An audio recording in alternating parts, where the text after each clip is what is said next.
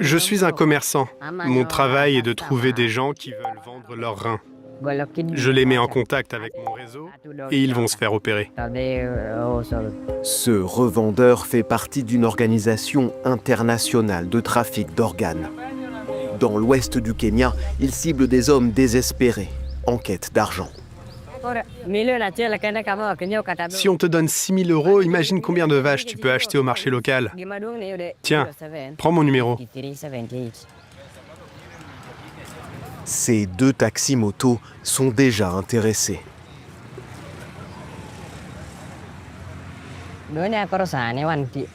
Cet homme-là veut vendre son rein à cause de ses problèmes familiaux.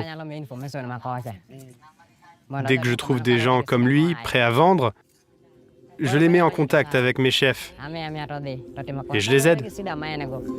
Nous partons au cœur présumé de ce réseau, l'hôpital Medihill. Les autorités l'ont fermé en avril. Elles soupçonnent que des milliers de reins y ont été vendus ces 10 dernières années. Mais selon ce défenseur des droits de l'homme, l'un des premiers lanceurs d'alerte, cette mafia continue d'opérer. Eldoré est le centre névralgique du trafic d'organes, car tout a commencé ici, à Medihill. Les greffes ont eu lieu juste là, dans ce bâtiment. Il faisait environ 20 transplantations par semaine. C'est énorme. Et tout ça s'est passé dans l'ombre. De nombreux jeunes ont perdu leurs organes dans cette clinique. Ils ont été achetés par de riches étrangers, dont certains ont témoigné de leur opération sur Internet. Hier in Eldoret in Kenia hatte am 27.09. meine Transplantation. Ces patients venus d'Europe ou du Moyen-Orient auraient normalement attendu des années dans leur pays. Mais au Kenya, ils obtiennent un rein en quelques semaines. Après plusieurs minutes de tournage, la sécurité privée de l'hôpital nous demande de partir. Laissez-les faire ce qu'ils veulent. Ce sont des journalistes accrédités et moi je suis militant. Tu ne peux rien faire contre nous. Appelle donc la police. Ils essaient d'empêcher notre tournage parce qu'ils savent très bien ce qui se passe ici. Alors n'ayez pas peur, ce sujet est d'utilité publique. Qu'ils viennent donc, qu'ils me filment. Ils ne vont pas appeler la police, mais plutôt leurs hommes de main. Il vaut mieux qu'on quitte les lieux. Lors de la dernière visite de Djouma, des hommes armés sont arrivés et la situation a dégénéré. Nous partons donc avec lui. Il y a beaucoup d'hôpitaux dans cette ville, comme celui-là, juste ici. Plusieurs ont participé à ce trafic. L'un effectue le test de compatibilité, l'autre se charge de la greffe. On ne parle jamais des autres cliniques impliquées dans cette affaire. Certains commerces ont profité de ce marché lucratif et ont permis au trafic de prospérer pendant des années. Les clients occidentaux logés dans cet hôtel 4 étoiles, le meilleur de la région. Ils savent pertinemment qu'ils vont recevoir un organe d'une personne très pauvre. Ils ont fait ça en toute impunité. Ces gens n'ont aucune conscience, aucune valeur morale. Honte à eux.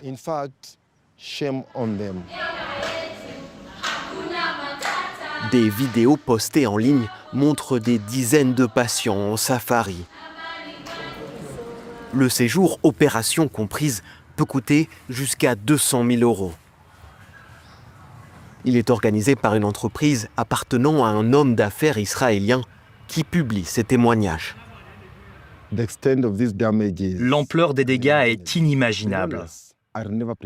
Les donneurs ne sont jamais préparés. On ne leur dit pas la vérité sur les conséquences médicales de cette opération.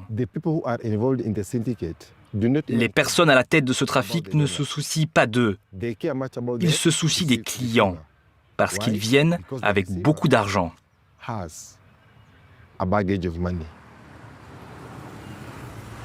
Cet argent part également dans les poches des nombreux intermédiaires, comme ce trafiquant que nous retrouvons. Il vient de convaincre un nouveau vendeur, Brian, 23 ans, orphelin depuis peu. Tu vends ton rein pour 3 000 euros alors? J'espérais plus. C'est ma seule issue pour sortir de la pauvreté. C'est la seule solution. Ce courtier est payé à la commission, après chaque vente. Il dit être un simple pion dans cette organisation internationale structurée pour que ses dirigeants restent introuvables et intouchables. C'est un énorme réseau qui opère dans toutes les régions du Kenya. J'ai moi-même travaillé dans des provinces voisines. J'essaie d'expliquer les risques de l'opération, mais les gens s'en fichent. Ils veulent juste de l'argent rapidement pour régler leurs problèmes. Les victimes sont attirées par la promesse d'argent facile au mépris des dangers. Pour Victor, comme pour beaucoup d'autres, l'opération a eu de graves conséquences. C'est ici que les chirurgiens ont ouvert.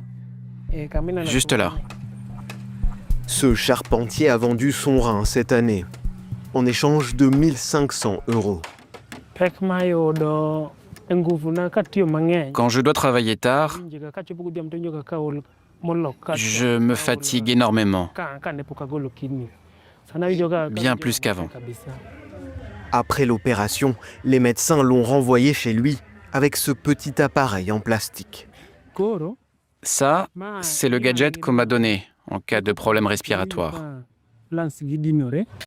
Non, c'est pas utile de supprimer les glucides, hein. Ça fait même plutôt l'effet inverse. C'est pas très utile non plus de compter les calories ou même... Je suis fatigué. Victor a déjà dépensé les revenus de la greffe et ne peut même pas se permettre un suivi médical. Lui et sa femme peinent à joindre les deux bouts. Quel repas tu vas préparer aujourd'hui? Ce que tu veux, si tu me donnes de l'argent. Leur rêve de monter une petite entreprise s'est envolé. Il est tout le temps fatigué et il peut rien faire. Comment allons-nous gagner notre vie? Tout ça m'inquiète vraiment. Après son travail, Victor retrouve son ami Robert, lui aussi victime des trafiquants. Tous deux avaient reçu la promesse de 3 000 €, mais n'en ont reçu que la moitié. Selon eux, les intermédiaires ont pris une commission plus importante que prévu, et la police, informée de cette vente illégale, a aussi demandé sa part. On devrait recevoir la plus grosse part, puisque c'est nous qui donnons un rein. Mais au final, on nous donne la plus petite. C'était bien moins que prévu, surtout après que la police nous a confisqué des centaines d'euros. Si c'était à refaire, je ne vendrais pas mon rein. Au final, je n'ai presque rien touché. Robert a été opéré non loin du lac Victoria. Nous allons jusqu'à l'hôpital qu'il désigne, avec une caméra cachée, en se faisant passer pour des clients intéressés par une transplantation.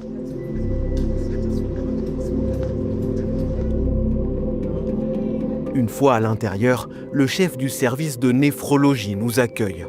Nous lui demandons une greffe, le plus rapidement possible. If you are thinking about transplantation outside the family, has this fall under category of illegal transplantation? Then investigation is going on now. It means even if there's a chance for something like this happen, this is not the right time. Sa réponse aurait-elle été différente il y a quelques mois? Depuis avril 2025, le prélèvement illégal d'organes est devenu un sujet très sensible. Des enquêtes ont été diligentées par les autorités kenyanes. Le sujet est même arrivé au Parlement. Plusieurs rapports ont mis en cause l'hôpital Mediheal, soupçonné d'avoir facilité des greffes illégales et du trafic de reins. Cela soulève de sérieuses inquiétudes sur une possible collusion entre l'hôpital et des syndicats criminels qui exploitent les infrastructures médicales. Cet élu de l'ouest du Kenya a été le premier à alerter l'Assemblée nationale. Mais dénoncer cette mafia n'est pas sans risque. Il dit avoir été menacé plusieurs fois par les chefs de cette organisation. Ma vie était en danger. Honnêtement, j'ai eu très peur. J'avais entendu parler de ces menaces, mais je ne m'étais jamais retrouvé moi-même dans une telle situation. Un premier rapport gouvernemental rédigé en 2023 alertait déjà sur des centaines d'opérations illégales effectuées à Mediheal. Des faits confirmés par le député. Mais ce texte n'a jamais été rendu public et ses recommandations n'ont jamais été appliquées. Alors qu'est-il arrivé à cette enquête? Elle a été manipulée, bien sûr. Certains médecins ont même refusé de participer à ces conclusions finales. Ces riches criminels, avec leurs poches bien remplies, ont réussi à acheter tout le monde sur leur passage. Des inspecteurs visitent désormais les hôpitaux soupçonnés d'être impliqués dans le réseau. Nous retournons dans la ville au centre du scandale. Cette clinique a été inspectée il y a quelques jours. Son directeur est le seul médecin kényan à avoir accepté de nous parler. Il reconnaît avoir suivi médicalement des clients après leur greffe, mais nie toute implication dans le trafic. Les autres hôpitaux qui fournissent par exemple des services d'imagerie ou d'autres examens ne participent pas directement aux greffes. Ils offrent seulement des services de soutien à ces transplantations. Donc, je ne pense pas qu'il soit juste de les appeler complices. Les enquêteurs invitent aussi les habitants à témoigner dans plusieurs villes. Nous retrouvons Juma, le premier à prendre la parole au nom des victimes. Il se rend à l'une de ces audiences. Je suis un lanceur d'alerte, donc je pense qu'ils vont vouloir écouter ma version des faits.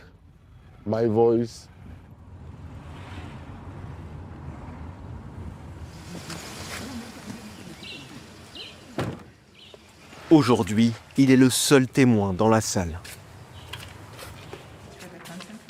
Je m'attendais à voir plus de monde, y compris des victimes. Mais comme vous le voyez, les chaises sont vides. Je suppose que c'est à cause du contexte tendu autour de l'enquête.